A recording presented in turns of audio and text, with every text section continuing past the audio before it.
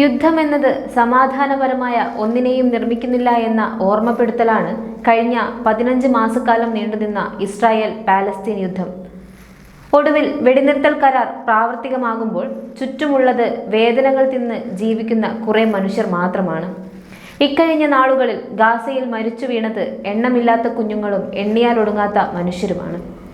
താരതമ്യേന ഇസ്രായേൽ ഭാഗത്ത് യുദ്ധക്കെടുതിയും യുദ്ധമരണങ്ങളും കുറവാണ്.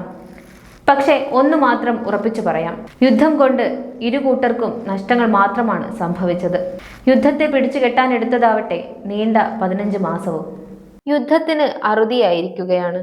യുദ്ധമുഖത്ത് തുടർന്ന ഗാസയ്ക്കിനി ആശ്വസിക്കാം. വെടിനിർത്തൽ കരാറിൽ ഇസ്രായേലും ഹമാസും ഒപ്പുവെച്ചത് ലോകത്തിന് തന്നെ വൈകി ലഭിച്ച പുതുവത്സര സമ്മാനമാവുകയാണ്. 42 ദിവസം നീണ്ടുനിന്ന ആദ്യഘട്ട വെടിനിർത്തലിന് ഇസ്രായേലും ഹമാസും തമ്മിൽ ധാരണയായെന്ന് ഖത്തറിന്റെ പ്രധാനമന്ത്രി Muhammad bin Abdul Rahman bin Jassim Al Thani കഴിഞ്ഞ ദിവസമാണ് സ്ഥിരീകരിച്ചത്. US-ന്റെയും ഖത്തറിന്റെയും ഈജിപ്തിന്റെയും മധ്യസ്ഥതയിൽ ദോഹയിൽ നടത്തിയ ചർച്ചകൾക്കൊടുവിലാണ് തീരുമാനം. കഴിഞ്ഞ മേയിൽ അമേരിക്ക മുന്നോട്ട് വെച്ച സമാധാന കരാറിന്റെ കരടാണ് ഇപ്പോൾ പ്രാവർത്തികമായിരിക്കുന്നത്. ഇന്നലെ ചേർന്ന ഇസ്രായേലി ക്യാബിനറ്റ് വെടിനിർത്തൽ കരാറിന് അംഗീകാരം നൽകുകയും ചെയ്തു. 6 മണിക്കൂറിലേറെ നീണ്ട ക്യാബിനറ്റ് യോഗത്തിന് ശേഷമാണ് വെടിനിർത്തൽ കരാറിന് ഇസ്രായേൽ ക്യാബിനറ്റ് അംഗീകാരം നൽകിയിരിക്കുന്നത്. ബന്ദികളുടെ മടങ്ങിവരവിനുള്ള കാര്യങ്ങൾ സർക്കാർ അംഗീകരിച്ചു. ബന്ദികളെ വിട്ടയക്കാനുള്ള നിയമങ്ങൾ ഞായറാഴ്ച മുതൽ നിലവിൽ വരുമെന്ന കാര്യവും ഇസ്രായേൽ പ്രധാനമന്ത്രി ബെഞ്ചമിൻ നെതന്യാഹുവിന്റെ ഓഫീസ് അറിയിച്ചിരിക്കുകയാണ്.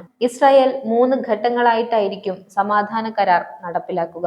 ആദ്യഘട്ടത്തിൽ ഹമാസിന്റെ ബന്ദികളായ 100 പേരിൽ 33 പേരെ മോചിപ്പിക്കും. പകരം ഇസ്രായേൽ തടവിലാക്കിയ 100-ലേറെ പലസ്തീൻകാരെ വിട്ടയക്കും. ഗാസയിലെ ജനവാസ മേഖലകളിൽ നിന്ന് ഇസ്രായേൽ സൈന്യം പിന്മാറുകയും ചെയ്യും. അതുവഴി സമാധാനത്തിന്റെ പുതിയ പാത തുറക്കുമെന്ന് നമുക്ക് പ്രത്യാശിക്കാം. കെ ഫയൽ ഡെസ്കിൽ നിന്നും അഞ്ജു നാരായണൻ.